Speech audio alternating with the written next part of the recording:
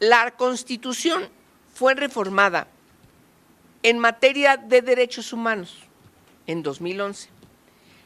Esa reforma a la Constitución, particularmente el artículo primero en la Constitución, también nos presenta otro país, o nos debiese presentar otro país. Y no lo estamos viendo todavía. Ahorita voy, ¿cuáles son los retos? Me dedico a la parte de la definición en general. La nueva materia de derechos humanos también es una materia estructural que nos obliga ni más ni menos a todo definirlo a partir de 4 principios fundamentales planteados en la Constitución. El ejercicio de los derechos humanos deben garantizarse por 4 principios: universalidad, interdependencia, indivisibilidad y progresividad. Todos estos, en una interpretación difusa a partir del bloque de convencionalidad, es decir, todas las convenciones que México ha aprobado, desde el enfoque de otro principio que es el principio pro persona, no pro homine, no pro hombre, sino pro persona, y por supuesto siempre de manera armónica ese bloque de convencionalidad con el bloque de constitucionalidad. Es decir, además de la Constitución, todas las leyes constitucionales o reglamentarias de la Constitución y por supuesto hacia abajo en armonía, esa es la teoría, con la legislación local que tiene que estar circunscrita a la directriz fundamental determinada desde nuestra Constitución, que es la columna vertebral del Estado mexicano, la columna. Bueno, pero eso no pasa tan fácilmente. Desde el 2011 y a mí me toca en el Senado de la República resolver muchos de los retos que derivan justamente de esa reforma en materia de derechos humanos, de la que yo, por cierto, no soy nueva. Desde que estuve en la 57 legislatura formé parte de un pequeño grupo de diputadas y diputados, chiquitito, con senadores para impulsar reformas en materia de derechos humanos en la Constitución. No se pudo. Y en la 59 legislatura incluso regreso y vuelvo a seguir. En esa dinámica y casi logramos tener los acuerdos para la reforma constitucional, pero tampoco se logró. ¿Dónde estuvieron las dificultades? Son los mismos que están planteando desde todas las formas dificultades ahora para lograr que se concreten todas estas reformas. Se llama Partido Revolucionario Institucional. Si alguien tiene autoridad política para poder dirimir con pelos y señales dónde están las broncas para lograr concretar la reforma en materia de derechos humanos, es el PRI. Punto. Es el PRI. ¿Sí? Y sus aliados.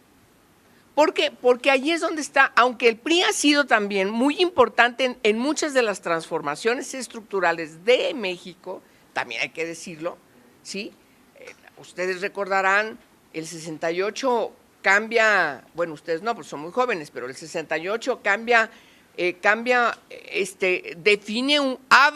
abre la crisis, una ruta por la que se transita y finalmente se concreta a partir de la reforma en materia de político-electoral para requitarle, en primer lugar, para reconocer la existencia de otros partidos distintos al PRI, con la reforma del 79, ¿sí? 78-79, para reconocer otros partidos políticos más allá del PRI, es decir, empieza a tener presencia los partidos contrarios al PRI, los de oposición, tanto de izquierda como de derecha, y empiezan a tener una presencia interesante a partir del principio de proporcionalidad, del reparto proporcional de candidaturas, empieza a tener una presencia importante en el Congreso de la Unión, en las dos cámaras, sobre todo en la Cámara de Diputados. Y luego, después, viene, después de la crisis del 88, con Cuauhtémoc Cárdenas, viene otro cambio fundamental en materia político-electoral, que transforma los organismos electorales de este país, donde el gobierno deja de controlar y de calificar y de organizar, insisto, calificar las elecciones electorales con todas las reformas del 94. La credencial con fotografía, un instituto federal electoral totalmente ciudadano, se quita el control del gobierno en la organización de las elecciones, pero también en la calificación de las elecciones. Es ciudadanizado. Pero la credencial de conelector es fundamental, fundamental, porque entonces ya se evita también que se siga trampeando, ¿no? Vienen otras trampas, pero esa ya no. Bueno, y por supuesto, la presencia cada vez más importante de los partidos de oposición, pues también en los congresos. El PRI deja de tener mayoría calificada, ¿sí? O sea, el PRI tenía la mayoría calificada todavía en el 90, a finales de los 90, para incluso modificar la Constitución solitos.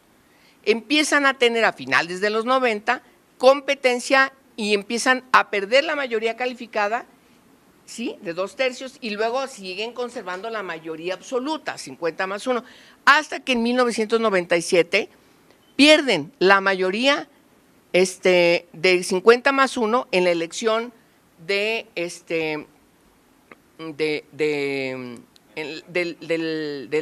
97 al 2000, ¿sí? Yo participé en esa legislatura y pierden, me acuerdo muy bien, en la Cámara formamos el grupo de los 4, PAN, PT, Partido Verde y el PRD, juntos teníamos más de 250, 255, 56, y teníamos mayoría frente al PRI, y logramos transformar muchas cosas. Entonces, los cambios han sido así, paulatinos, pero aún en esas condiciones, entonces ya se hablaba, cuando empezamos a hablar de derechos humanos, los tratados internacionales en materia de derechos humanos, etcétera, que nos obligaba a tomar todas las medidas presupuestales, administrativas, judiciales, culturales, sociales, etcétera, y no pudimos porque es con 2/3 la reforma constitucional. ¿Cuándo se logra? Hasta el 2011. A partir de muchas presiones se logra transformar, modificar estructuralmente la Constitución, entonces entra la materia de derechos humanos.